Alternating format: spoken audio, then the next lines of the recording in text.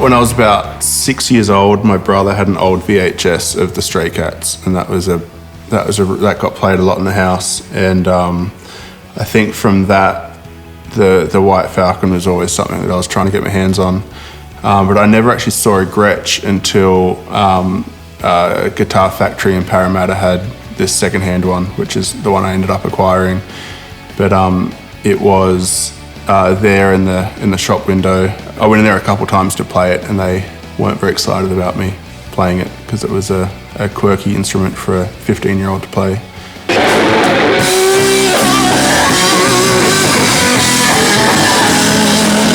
By the time I was 16, we started doing United albums.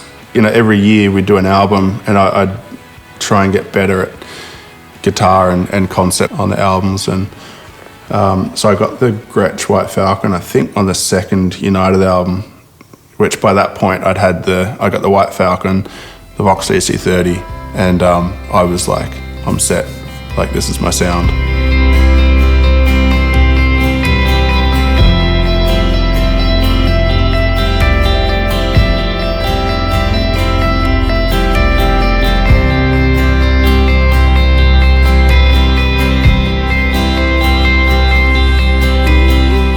By the time of like 2012, 2013, I'd started doing a lot more touring with United.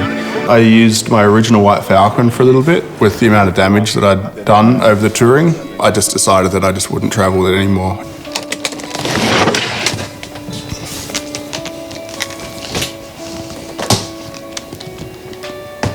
So this is the Chislett 1990 White Falcon. And this is very old. It's actually not that old, but as you can see, it's starting to go orange. And you can see all the binding things that really got damaged. This binding here. And it is really expensive to fix. But it's got a cool vibe. It's crazy how yellow it looks now, which is pretty cool. I took it to a guy to get it fixed, and he said, because he'd fixed it for me a couple times, and he says, I can't do it again. It's just, he's like, I'm just wrecking the guitar. It's really hard to, and you could see the points that he had fixed it in the past. He said, you probably just shouldn't travel with this guitar. It's just damaging it too much. So I reached out to Gretsch. So I tried a couple of the other White Falcons that they had. They all were quite different. So my thought was, like, imagine if Gretsch were just able to make like my old guitar and I could just travel with it, and you know, it would be amazing. And so when I reached out to them, I asked them what the main differences were between like the 90s White Falcons and then these newer White Falcons that they're making. Michael reached out to us to let us know he was interested in doing a project, and of course we were really excited because he's such a pivotal musician. It was great because he sent us his Falcon, which gave us the opportunity to spend some time really looking it over, and from there we started a dialogue with him about what he liked and what he thought could make it better. So we were able to toss around a few ideas and really dig into how he wanted his new Falcon to sound and feel. Once we settled on a few things, we sent him a bunch of guitars to check out all at once. And I remember he posted this Instagram picture where you have all of them there. I think some were on the floor, some were against amps, and it was really crazy to see that many Falcons together in one place.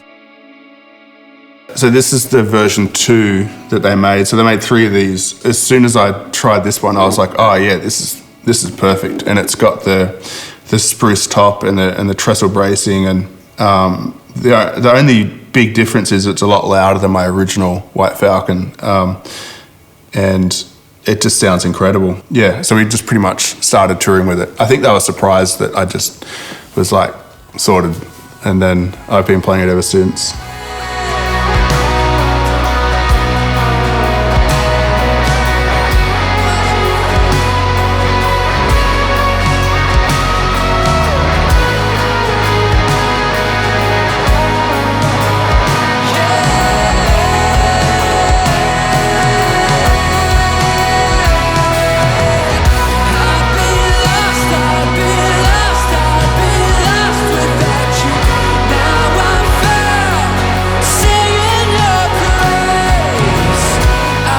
There are a few special features on Michael's signature model.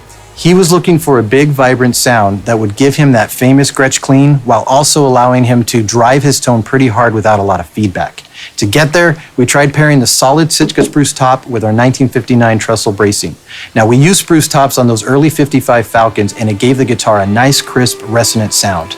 The trestle bracing is something that Gretsch players love because it couples the top to the back in a way that retains that hollow body richness, but gives you a really distinct snap that sounds like nothing else you've ever heard. It has locking tuning keys, a bone nut, and a satin neck that gives a really nice worn-in feel. And for electronics, he chose a pair of TV Jones TV Classic pickups with master volume and treble bleed circuit, individual volume controls for neck and bridge, and a master tone. This gives him full control over the guitar on stage and in the studio. We also added our string-through Bigsby to make string changes completely painless. Together, you get a full and harmonically rich tone that stays very defined and articulate no matter what level of gain you use. If there's ever like an actual guitar riff or there's a particular riff in a song, it usually would be the White Falcon because it has that kind of chiminess and it definitely cuts through a lot. And so anything like that that's kind of more picking style is like super awesome on the White Falcon.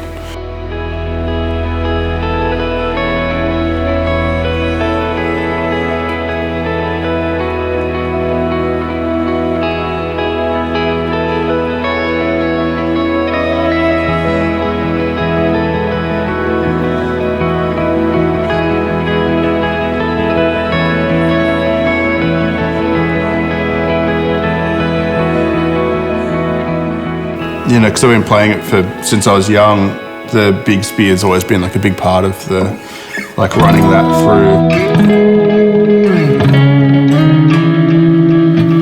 through delay and reverb is like kind of my favorite thing. You can kind of make it sound like it's old tape that's modulating.